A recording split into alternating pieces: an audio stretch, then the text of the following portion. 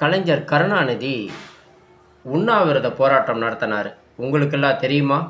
எத்தனை பேருக்கு தெரியும் அன்பு சொந்தங்களே? மெரினா கடற்கரையில் காலை உணவுக்கும் மதிய உணவுக்கும் இடைப்பட்ட தூரத்தில் உண்ணாவிரதம் போராட்டம் நடத்தினார். எதற்காக இந்த உண்ணாவிரதம் போராட்டம் நடத்தினார் என்றால், இலங்கையில் போர் நடந்து கொண்டிருக்கின்றது.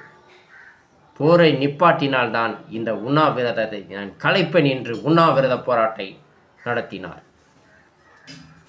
ஆனால் அவர் காங்கிரஸ் ஆட்சியில் தான் கூட்டணியில் இருக்கார். அவ்வளோ ஒரு பவர்ஃபுல்லான ஒரு பொக்கிஷனில் இருந்தார் கலைஞர்.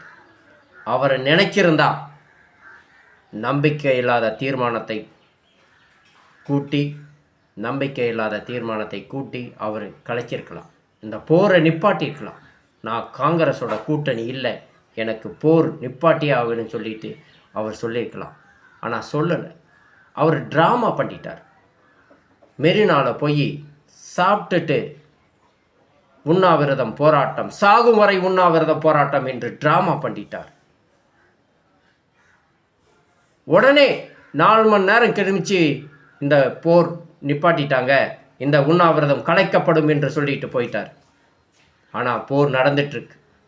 உடனே இவர் சொல்கிறாரு, இருக்கிறவங்க எல்லாமே முள்ளிவாய்க்கால் பகுதியில் வந்துருங்க, சேஃபாக ஐநாவே அறிவிச்சிருச்சு, அது சேஃபான பகுதி, அந்த பகுதியில் போர் தொடுத்தக்கூடாதுன்னு ஐநாவே அறிவிச்சிருச்சு அப்படின்னு சொல்லிட்டார்.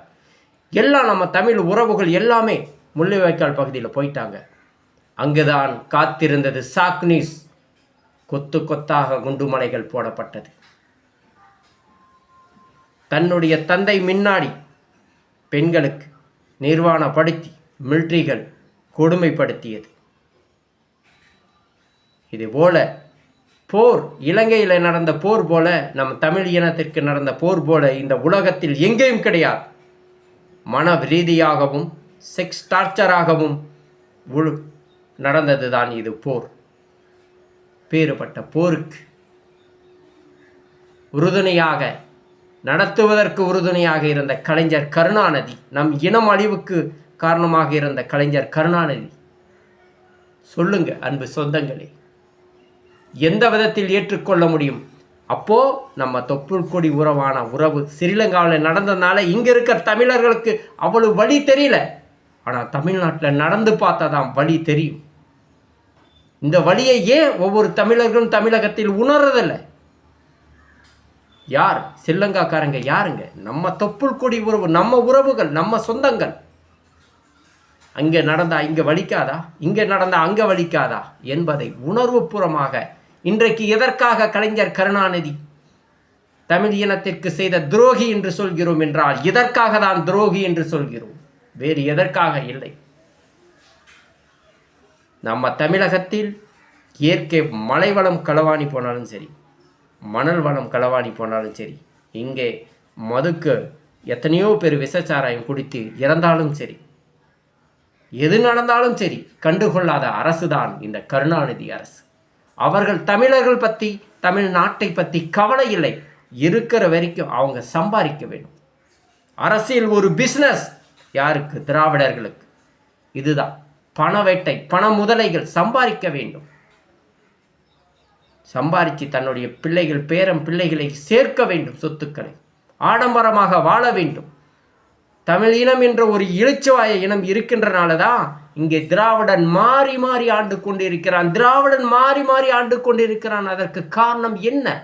தமிழர்கள், சில எட்டப்பர்கள், சில விளக்கு பிடிப்பவர்கள், எப்படியாவது திராவிடன் மீண்டும் மீண்டும் இந்த தமிழ்நாட்டில் ஆட்சி செய்ய மாட்டான் என்று ஏங்கிக் கொண்டிருக்கிற சில தமிழர்கள், எட்டப்பர்கள், காட்டிக் கொடுக்கிறவர்கள், கூட்டிக் கொடுக்கிறவர்கள், அவர்களால் தான் இந்த திராவிடன் மீண்டும் மீண்டும் தமிழ்நாட்டை ஆட்சி செய்து கொண்டிருக்கிறான். இதுதான் காரணம்.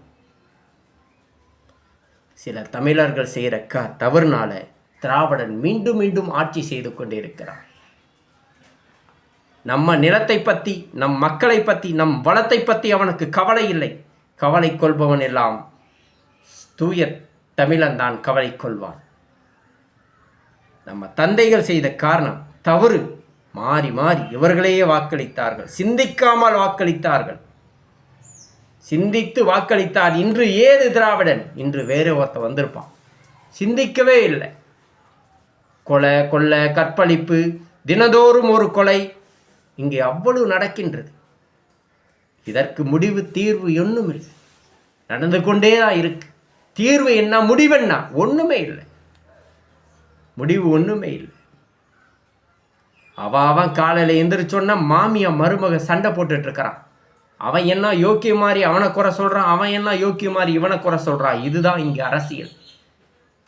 மூடர்களை, பாவிகளை, அரசியல் என்பது இது இல்லடா. வெற்றி பெற்ற பிறகு, ஆட்சி அறையினில் உட்கார்ந்த பிறகு மக்களுக்கு நன்மை செய்ய வேண்டும். தேடி தேடி நன்மை செய்ய வேண்டும். மக்கள் பிரச்சனைகளை தேடி தேடி நன்மை செய்ய வேண்டும். இதுதான்டா அரசியல். இங்கு பண முதலைகள், பண வேட்டைகள் இங்கு ஆட்சி செய்து கொண்டிருக்கிறார்கள். இதுதான் சொல்ல முடியும். இந்த தமிழ்நாடு பற்றி கவலை கொள்ளாதவர்கள் இந்த திராவிடர்கள். அதனால் தமிழக இளைஞர்களுக்கு வேலை வாய்ப்பில்லை, வேலை வாய்ப்பே கிடையாது. ஒரு இளைஞனுக்கு வேலை வாய்ப்பு இருந்தால் அவன் எதற்கு மதுக்கு அடிமையாகிறான்? அவன் எதற்கு கஞ்சாவுக்கு அடிமையாகிறான்? சொல்லுங்க. வேலை வாய்ப்பு என்பதை இங்கே பேச முடியாது.